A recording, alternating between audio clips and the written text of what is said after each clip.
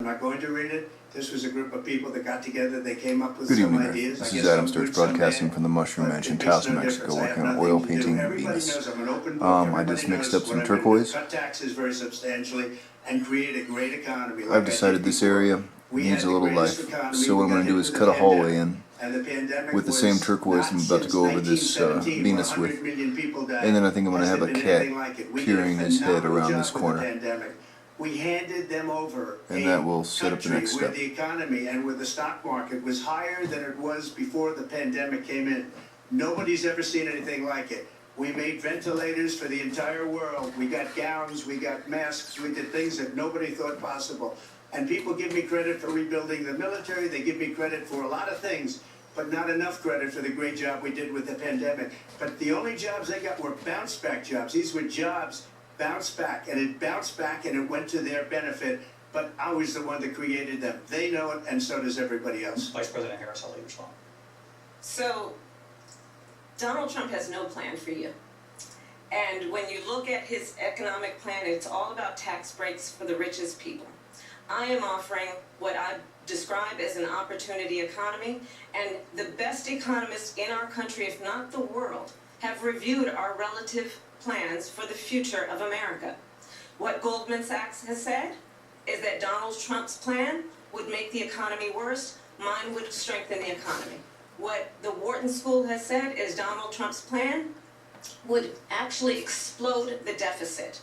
16 Nobel laureates have described his economic plan as something that would increase inflation and by the middle of next year would invite a recession.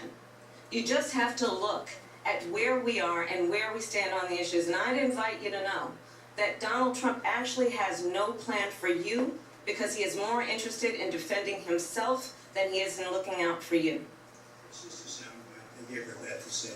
Look, I went to the Wharton School of Finance, and many of those professors, the top professors, think my plan is a brilliant plan. It's a great plan. It's a plan that's going to bring up our worth, our value as a country. It's going to make people want to be able to go and work and create jobs and create a lot of good, solid money for our country. And just to finish off, she doesn't have a plan. She copied Biden's plan, and it's like 4 sentences, like run, spot, run. 4 sentences that are just, oh, we'll try and lower taxes. She doesn't have a plan. Take a look at her plan. She doesn't have a plan. Mr. President, I do want to drill down on something you both brought up. The Vice President brought up your tariffs, you responded, and let's drill down on this, because your plan is what she calls is essentially a national sales tax. Your proposal calls for tariffs, as you pointed out here, on foreign imports across the board. You recently said that you might double your plan, imposing tariffs up to 20% on goods coming into this country. As you know, many economists say that with tariffs at that level, costs are then passed on to the consumer. Vice President Harris has argued it'll mean higher prices on gas, food, clothing, medication, arguing it costs the typical family nearly $4,000 a year. Do you believe Americans can afford higher prices because of tariffs? They're not going to have higher prices. What's going to have, and who's going to have higher prices, is China and all of the countries that have been ripping us off for years. I was the only president ever. China was paying us hundreds of billions of dollars, and so were other countries. And, you know, if she doesn't like them, they should have gone out and they should have immediately cut the tariffs. But those tariffs are there 3.5 years now under their administration. We are going to take in billions of dollars, hundreds of billions of dollars. I had no inflation, virtually no inflation. They had the highest inflation perhaps in the history of our country, because I've never seen a worse period of time. People can't go out and buy cereal or bacon or eggs or anything else. The people of our country are absolutely dying with what they've done. They've destroyed the economy. And all you have to do is look at a poll. The polls say 80 and 85 and even 90% that the Trump economy was great, that their economy was terrible. Vice President Harris, I do want to ask for your response. And you heard what the president said there, because the Biden administration did keep a number of the Trump tariffs in place. So how do you respond? Well, let's be clear that the Trump administration resulted in a trade deficit, one of the highest we've ever seen in the history of America. He invited trade wars. You want to talk about his deal with China? What he ended up doing is, under Donald Trump's presidency, he ended up selling American chips to China to help them improve and modernize their military, basically sold us out, when a policy about China should be in making sure the United States of America wins the competition for the 21st century, which means focusing on the details of what that requires, focusing on relationships with our allies, focusing on investing in American-based technology so that we win the race on AI, on quantum computing, focusing on what we need to do to support America's workforce so that we don't end up having on the short end of the stick in terms of workers' rights. But what Donald Trump did, let's talk about this, with COVID, is he actually thanked President Xi for what he did during COVID. Look at his tweet.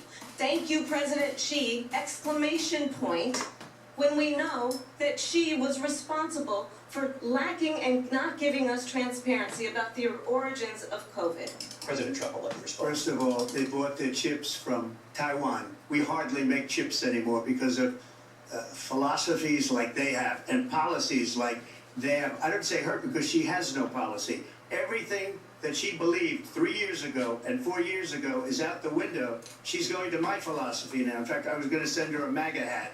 She's gone to my philosophy. But if she ever got elected, she'd change it. And it will be the end of our country. She's a Marxist. Everybody knows she's a Marxist. Her father's a Marxist professor in economics, and he taught her well. But when you look at what she's done to our country, and when you look at these millions and millions of people that are pouring into our country monthly, where it's, I believe, 21 million people, not the 15 that people say, and I think it's a lot higher than the 21.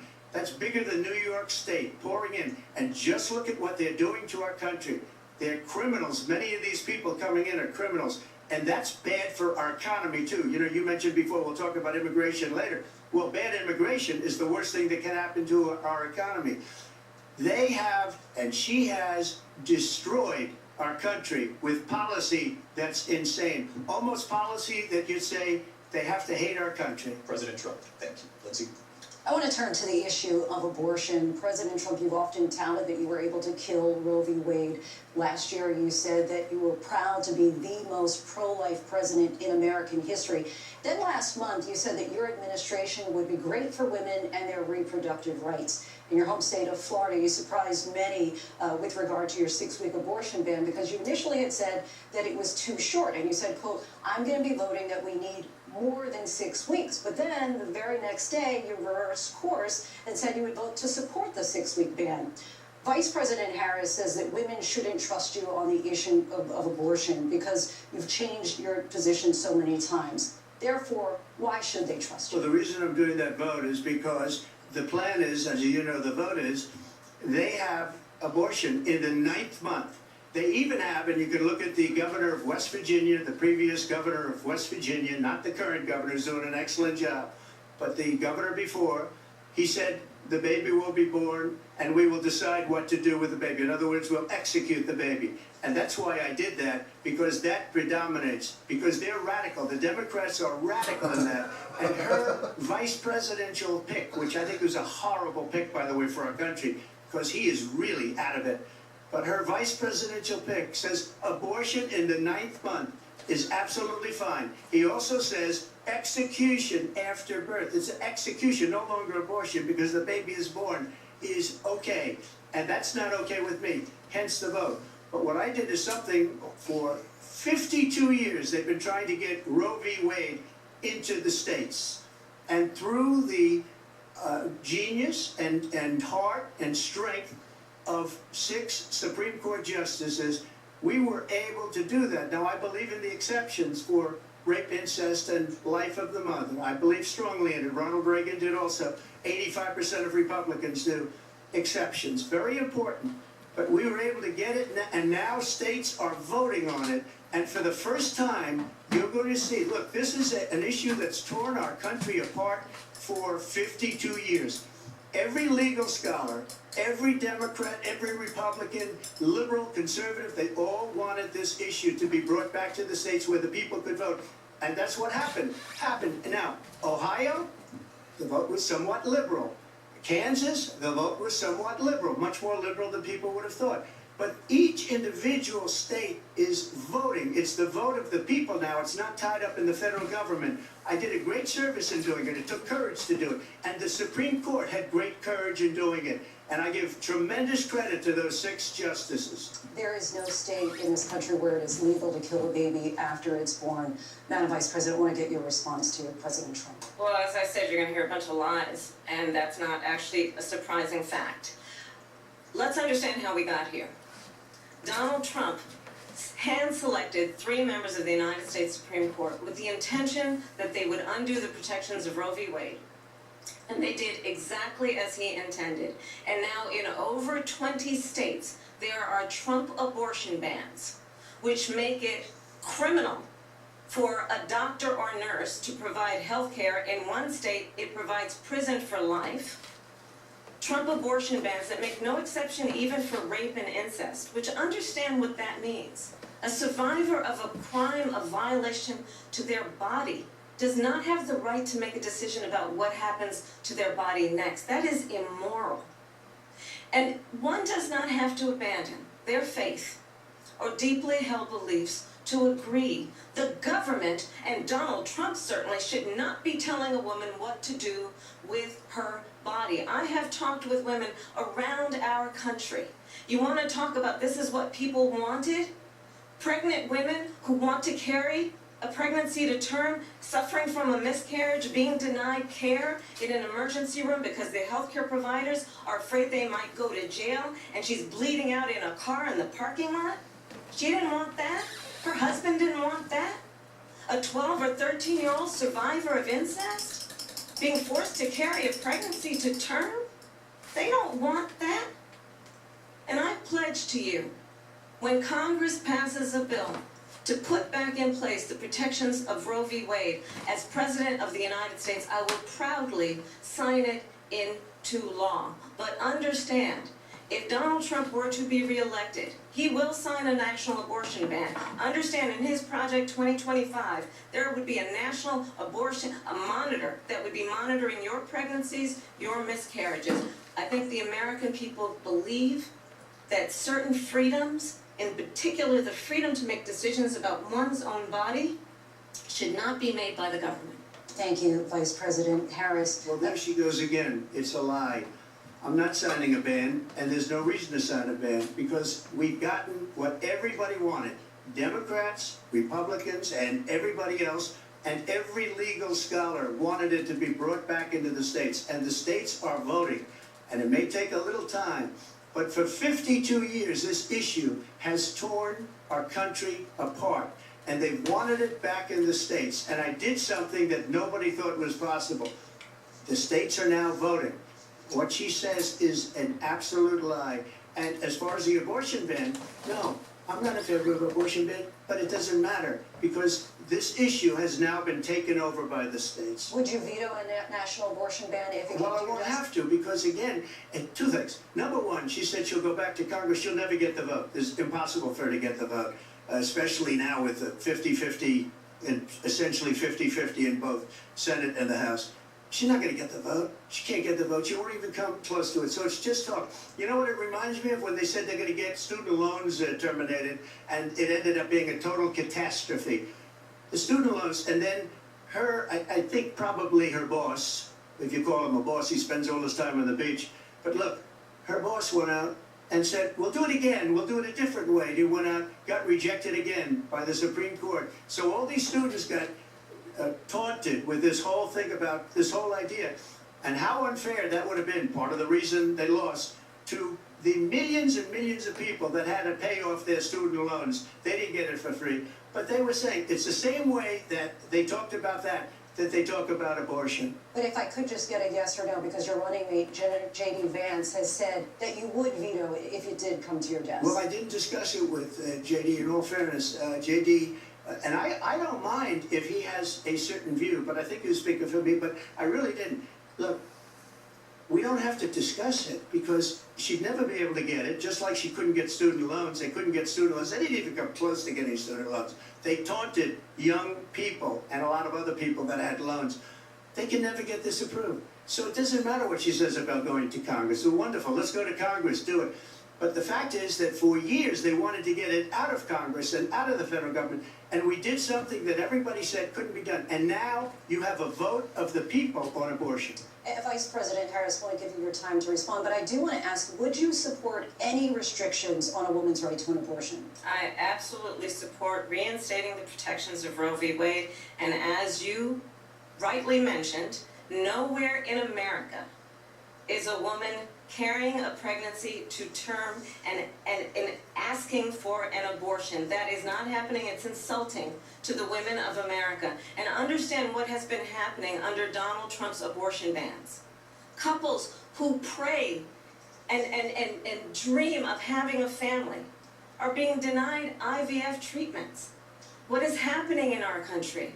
Working people, working women who are working 1 or 2 jobs, who can barely afford childcare as it is, have to travel to another state to get on a plane sitting next to strangers to go and get the health care she needs. Barely can afford to do it, and what you are putting her through is unconscionable.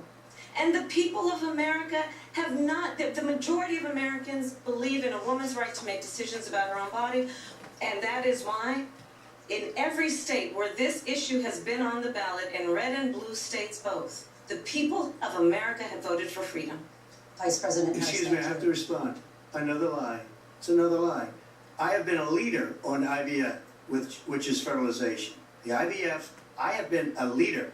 In fact, when they got a very negative decision on IVF from the Alabama courts, I saw the people of Alabama and the legislature 2 days later voted it in. I've been a leader on it. They know that, and everybody else knows it. I have been a leader on fertilization, IVF. And the other thing, you should ask, will she allow abortion in the 8th month, 9th month, 7th month? Come on. Okay, would you do that? Why don't you ask her that Why question? don't you answer the question, would you Because veto? under Roe v. Answer the Wade, question, would you veto? you could do abortions in the 7th month, the 8th month, the 9th That's month, not true. and probably after birth. Just look at the former governor of Virginia. The governor of Virginia said, we put the baby aside and then we determine what we want to do with the baby. President Trump, thank you. We're going to turn now to immigration and border security. We know it's an issue that's important to Republicans, Democrats, voters across the board in this country. Vice President Harris, you were tasked by President Biden with getting to the root causes of migration from Central America. We know that illegal border crossings reached a record high in the Biden administration. This past June, President Biden imposed tough new asylum restrictions. We know the numbers since then have dropped significantly. But my question to you tonight is, why did the administration wait until 6 months before the election to act? And would you have done anything differently from President Biden on this? So I'm the only person on this stage who has prosecuted transnational criminal organizations for the trafficking of guns, drugs, and human beings. And let me say that the United States Congress, including some of the most conservative members of the United States Senate, came up with a border security bill which I supported. And that bill would have put 1,500 more border agents on the border to help those folks who are working there right now overtime, trying to do their job. It would have allowed us to stem the flow of fentanyl coming into the United States. I know there are so many families watching tonight who have been personally affected by the surge of fentanyl in our country. That bill would have put more resources to allow us to prosecute transnational criminal organizations for trafficking in guns, drugs, and human beings. But you know what happened to that bill? Donald Trump got on the phone, called up some folks in Congress, and said, kill the bill. And you know why? Because he preferred to run on a problem instead of fixing a problem. And understand, this comes at a time where the people of our country actually need a leader who engages in solutions, who actually addresses the problems at hand. But what we have in the former president is someone who would prefer to run on a problem instead of fixing a problem. And I'll tell you something, he's going to talk about immigration a lot tonight, even when it's not the subject that is being raised. And I'm going to actually do something really unusual, and I'm going to invite you to attend one of Donald Trump's rallies, because it's a really interesting thing to watch. You will see during the course of his rallies, he talks about fictional characters like Hannibal Lecter. He will talk about windmills cause cancer. And what you will also notice is that people start leaving his rallies early out of exhaustion and boredom. And I will tell you, the one thing you will not hear him talk about is you. You will not hear him talk about your needs, your dreams, and your desires. And I'll tell you, I believe you deserve a president who actually puts you first, and I pledge to you that I will. Vice President Harris, thank you. President Trump, on that point, I want to get your response. Well, I would like to respond. Let me just ask, though, why did you try to kill that bill, and successfully so? That would have put thousands of additional agents and officers on the board. First, let me respond as to the Please. rallies. She said people start leaving. People don't go to her rallies. There's no reason to go. And the people that do go, she's bussing them in and paying them to be there, and then showing them in a different light. So she can't talk about that. People don't leave my rallies. The biggest rallies, the most incredible rallies in the history of politics. That's because people want to take their country back. Our country is being lost. We're a failing nation. And it happened 3.5 years ago. And what's going on here, you're going to end up in World War III, just to go into another subject. What they have done to our country by allowing these millions and millions of people to come into our country, and look at what's happening to the towns all over the United States. And a lot of towns don't want to talk. It's not going to be Aurora or Springfield. A lot of towns don't want to talk about it because they're so embarrassed by it. In Springfield, they're eating the dogs, the people that came in. They're eating the cats. They're eating the pets of the people that live there. And this is what's happening in our country, and it's a shame. As far as rallies are concerned, as far as the reason they go is they like what I say. They want to bring our country back. They want to make America great again. It's a very simple phrase, make America great again. She's destroying this country, and if she becomes president, this country doesn't have a chance of success. Not only success, we'll end up being Venezuela on steroids. I just want to clarify here, you bring up Springfield, Ohio, and ABC News did reach out to the city manager there. He told us there had been no credible reports of specific claims of pets being harmed, injured, or abused by individuals within the immigrant community. Well, I've seen people on television. Let me just say here, this is The people on television said my dog was taken and used for food. So maybe he said that, and maybe that's a good thing to say for a city manager. I'm not taking this from But the television. people I'm on taking it from television the city said his manager. dog was eaten by the people that went there. All right, Again, I was going to write it city down for you, manager then says I'll there's just no grab evidence it. of that. Vice President Harris, I'll let you Oh, close the door, please. I mean, I won't use it enough. Oh, yes, And I definitely won't share it with All anybody. right, You know, hold that thought. This is, I think, one of the reasons why, in this election, I actually have the endorsement And you're of on 200 camera right now. Republicans who have Oh, formerly okay, worked with kidding. President Bush, Mitt Romney, and John McCain, including the endorsement of former Vice President Dick Cheney and Congress member Liz Cheney. And if you want to really know the inside track on who the former president is, if he didn't make it clear already, just ask people who have worked with him. His former chief of staff, a 4-star general, has said he has contempt for the Constitution of the United Oh, States. this is about a clown His show. former national security advisor has said he is dangerous and unfit. Well, His Tulsi former Secretary of Gabbard. Defense Donald has Trump said the used to talk nation, about- the Republic, Tulsi never Gabbard's a real survived person. another You just Trump talking about term. post And when we for listen to abortions, this kind of like they're gonna rhetoric, take a baby when aside the and kill issues it. that affect I the mean, he's American obviously people fucking right. are not being Who? addressed, Trump. I Well, think the choices they're clear in this insane. election. Man, he doesn't study anything. He has no idea what he's gonna say till he gets there. Because when I Exactly, hear they that, was talking see, about I'm a people different eating kind each of a other's person. pets I and fired some most of those town, and people. it's Not so completely graciously, they fabricated did and bad things insane. or bad But job. that's all I one fired word. them. They never So just fired type one person. alienation They didn't as fire motion anybody ratio having to do with one. Afghanistan and the Taliban and the Long, 13 fucking people strange who just in case, you just know, killed, alright, viciously just and don't get into violently killed. And I got to know the parents and the family. They but didn't anyway, fire, they should have that's fired that. all That's those a generals, yes. all those top people, Okay. because that was Yeah. one of the most Yeah. incompetently Yeah, it's handled just a way situations When am I anybody gonna- Asterisks. has Do I ever have seen. that on my- So when somebody does a bad All job, phones have it. I fire him. And you take a guy like Esper, he was no You good, got I it. fired When it him, goes so to he typing, writes a think, book, another one writes a Because I'm a book, because football. with me they can write Right, books, but on and the nobody bottom else can. left, there should be But a they have done number such of a poor pound job, sign and they and never Right. fire a little anybody. A Look with a at the circle that has economy, it. Oh, is that look at the the pound sign inflation. is there? They didn't No, fire the any A of is their different. economists, they That's have the the same asterisk people. that looks That's a like good way not to that have right books there, written about number you. 2. But just to right. finish, I got more Where's that votes than any Republican in history. Well, by we'll far. try it. In Let's fact, put in the kitty I cat got on more this. votes than any president, Got a sitting line on it. president Yeah. in history Hide the wall. by far. Let me continue on Poor immigration. This is what we kitty. wanted to talk about earlier, so let's get back to the Thank you, deportation bro. proposal that the Vice President has reacted to as well. President Trump, you called this the largest domestic deportation operation in the history of our country. You say you would use the National Guard. You say if things get out of control, you have no problem using the U.S. military. You also said you would use local police.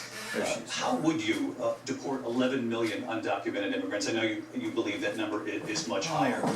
Take us through this. What does this look like? Alright, so that's a cameo by Hillbilly, local neighbor. Nice person. They allowed criminals, And millions both very concerned about all the pets being eaten by pets being eaten by Haitians and cats being eaten by what? I don't know. It sounds pretty horrible though. I promise not to eat my cat, no matter how hungry I get, and no matter how weird my poetry gets. I probably won't kill her and myself, and then in things like that. Hopefully. So this is Adam Sturch broadcasting from the Mushroom Mansion, Taos, New Mexico, working on oil painting Venus, now including a cat in the hallway and a little halo around Venus. Alright, if anybody else is suffering through this, God help you. It's pretty laughable, but I don't know. What's going to happen? Hopefully this asshole eats it, and they get rid of him once and for all.